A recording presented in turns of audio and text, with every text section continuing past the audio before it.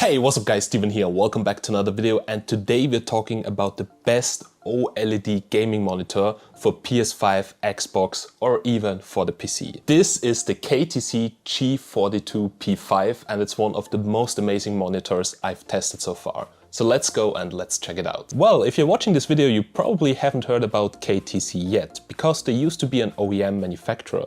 What OEM means is basically they were producing for other companies, but in the background, and they haven't started their own consumer brand yet.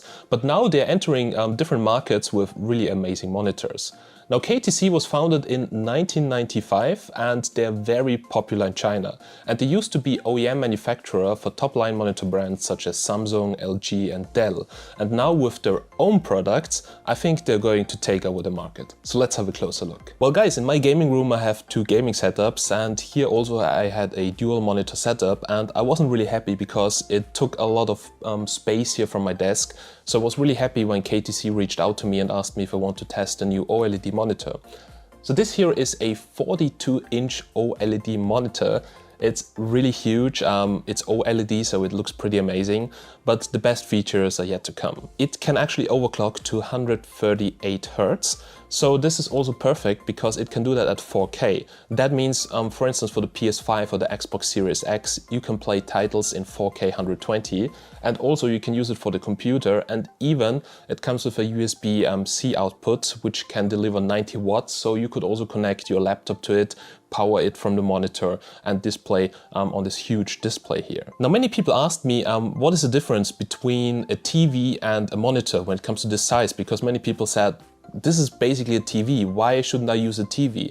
Now, there are many differences. First of all, input lag, and second of all, really important is the coating. So this monitor comes with an anti-glare coating. Now, compared to a TV, it is not glossy. And also it has a hard coating to age and an anti-reflection treatment of the front polarizer.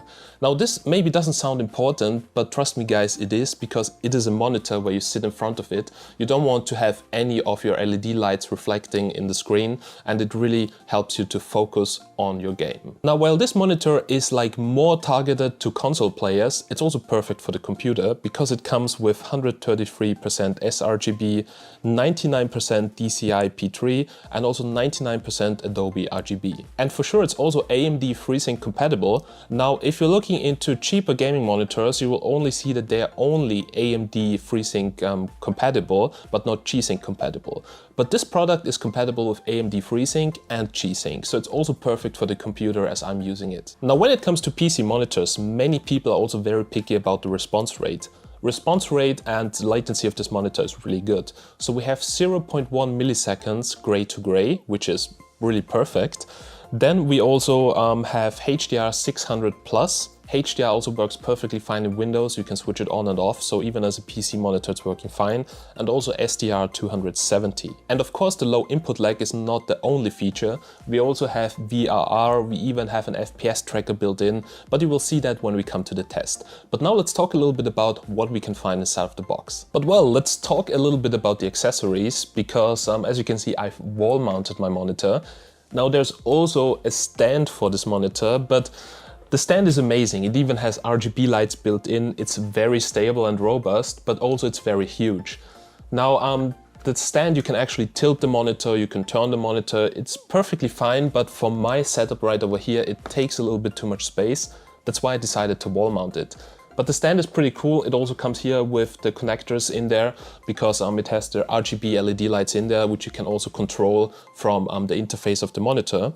And of course, to control the monitor, because it's huge, and if you mount it flat on the wall, it would be very difficult to have buttons. It comes with a remote control. We'll have a closer look at the features on what you can do with the remote control a little bit later. But also inside of the box, so the accessories, there was a sheet of paper which is the KTC Monitor Color Calibration Factory Report. Now, something you don't necessarily see on most of the monitors, that they even include how it was calibrated in the factory, which is pretty cool. And to be honest, with the color calibration, I'm really happy. Now, when I bought my OLED TV, they wanted to sell me some kind of additional calibration in the shop, which made the picture actually better. But here, straight out of the box, the colors and everything, it looks perfect. Other than that, it even comes with proper tools to install the monitor. So this is something you can even reuse after. And also it comes with a Type-C cable. So this is a pretty high quality Type-C cable. So you can use that even to connect it to your MacBook or whatever laptop you have to charge it and to also display the screen. And last but not least, we have a little user manual right over here.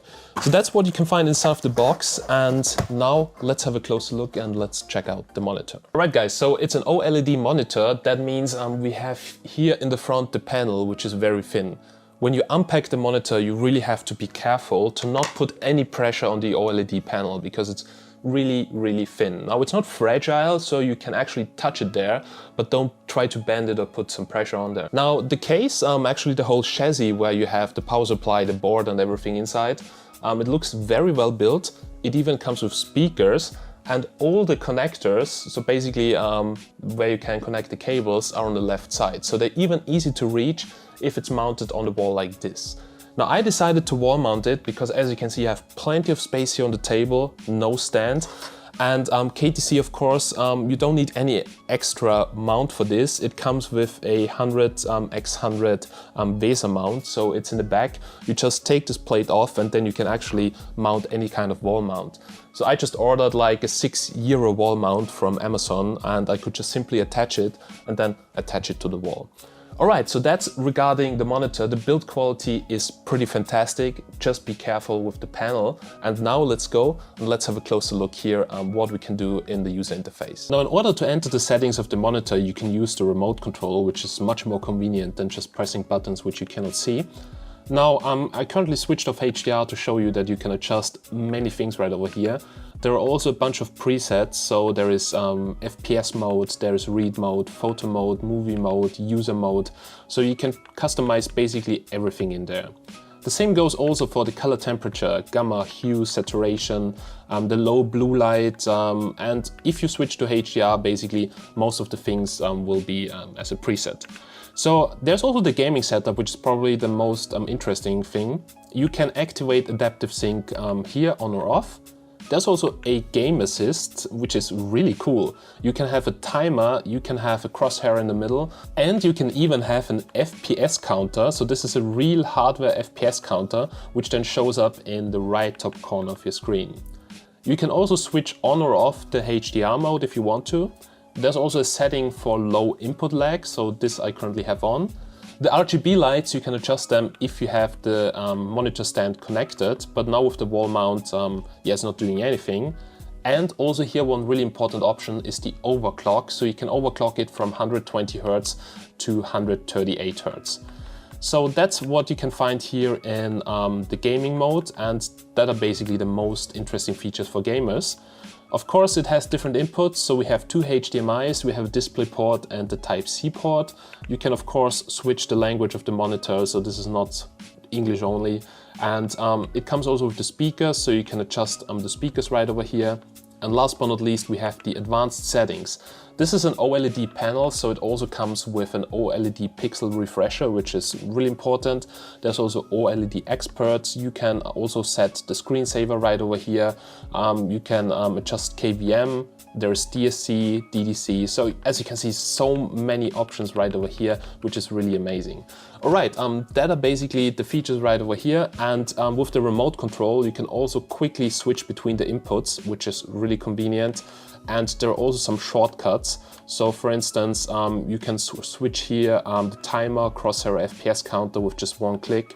And also you can adjust the volume right over here. And also with one click, for instance, you can switch the USB protocol from Type-C USB 2.0, Type-C USB 3.0. So it has really plenty of features you probably won't even use, but it's really nice to have. So guys, here's basically my console setup. I have here the PlayStation 5 and there the Xbox Series X, and here my OLED monitor. But I think about moving this PlayStation 5 or my second PlayStation 5 to the PC gaming setup. So let's just try it out on the OLED monitor, how it actually feels like to play on it. And yeah, let's get it, and there we go. Alrighty guys, and the PlayStation 5 is connected, and I'm connecting it over HDMI, and the PC is still connected over DisplayPort. I could even with another cable just connect my laptop. And it has built-in speakers, which is also pretty great, works perfectly fine over HDMI, so that's amazing. Now let's check out what we can actually get on the PlayStation. So yeah, the image looks fabulous and it's not that glossy. Let me quickly mute this. So currently it's in 4K, as you can see, HDCP 2.3, everything working fine. It also detects HDR, so that's working good. HDR supported, as you can see. VRR, so is also supported, 48 to 120 Hz, and as you can see, the 120 Hz work perfectly fine. And even I have it currently in the 138 Hz overclock mode, but that doesn't really make any difference. So as you can see, the monitor is perfectly compatible with the PS5. The same also goes with the Xbox Series X, and it just looks amazing. So I just want to jump into a game and just show you how it looks like. So we're now in the game and currently it's HDR on. So this you can also see if I open up here the menu, HDR, which basically locks most of the things. But if it's, for instance, too dark for you, you can actually black equalize.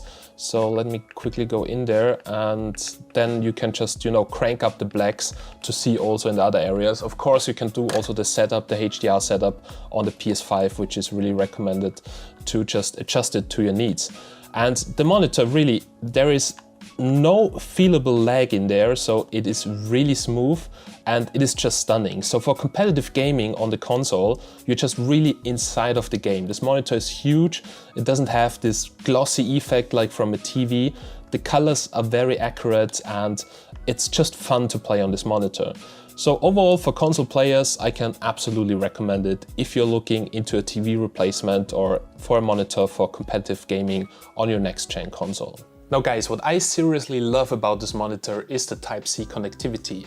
It can also charge a laptop with 90 watts, but for me, the main thing is that I can play with my Steam Deck on a huge monitor, just plug and play, and it charges it completely. So it has enough juice to power the Steam Deck without losing any battery.